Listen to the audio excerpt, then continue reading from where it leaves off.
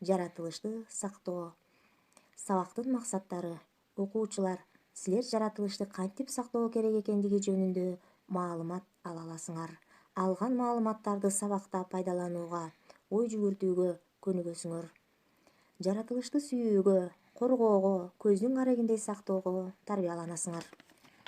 Кызыл китеп деген эмне? Билесиңерби? Бул жоголуп бара жаткан жаныбарлар жана да аз кездешкен канаттуулар, жаратылыш дүйнөсү кайталангыс, жыландар жана жырткыч айбанаттар. Ал түгүл сейрек калган гүлдөр, чөптөр дайым корголот кызыл китеп менен. Бул болсо коңгуроону кагып турат, жаратылыш дүйнөсү кооптуу деген. Эмне үчүн бул китеп кызыл китеп деп аталып калган? Кызыл китеп эмне үчүн түзүлгөн?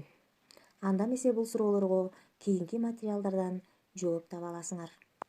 Адамдын жердеги ишмердиги, өсүмдүктөрдүн жана жаныбарлардын көп түрлөрүнүн жок болушуна, айрым жаныбарлар өтө эле азайып, жаратылышта жолуктурууга кыйындап баратканына алып келди.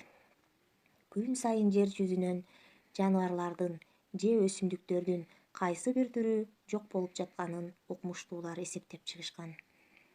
Жаратылыштын кайталангыс дүйнөсүн сактап калууга шашылыш чара көрүү керектигин адамдар түшүнө баштады. Кызыл китеп мына ушинтип жаралган.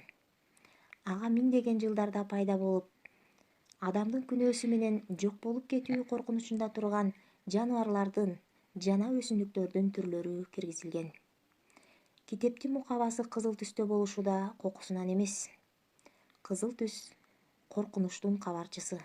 Кызыл китеп бул кырсыктын белгиси эле эмес, жок болуу коркунучундагы сейрек түрлөрдү сактоо боюнча иш-аракеттердин программасы. Кыргызстандын кызыл китебине жаныбарлардын, өсүмдүктөрдүн, коозу карындардын 210дон ашык түрү киргизилген. Алар мамлекеттин өзгөчө коргоосунда турат. Эстеп калгыла. Кызыл китеп сейрек кездешүүчү жана жоголуу коркунучундагы жаныбарлар менен өсүмдүктөрдүн тизмеси. Бышыктоо үчүн суроолор. Эмне үчүн бул китеп кызыл китеп деп аталып калган? Кызыл китеп эмне үчүн түзүлгөн? Бул суроолорго жооп таба алдыңарбы? Тапкан болсоңор азаматсыңар. Өтүлгөн материалдар силерге пайдалуу болдубу? Анда эмесе үйгө тапшырма алгыла. Кыргызстандын кызыл китебине киргизилген бир жаныбар же өсүмдүк жөнүндө маалымат даярдайсыңар. Аны сүрөттөп, кайда байырлаганын, өскөнүн, эмне үчүн кызыл китепке киргизилгенин айтып бересиңер. Бул үчүн кошумча адабияттарды да пайдалансаңар болот.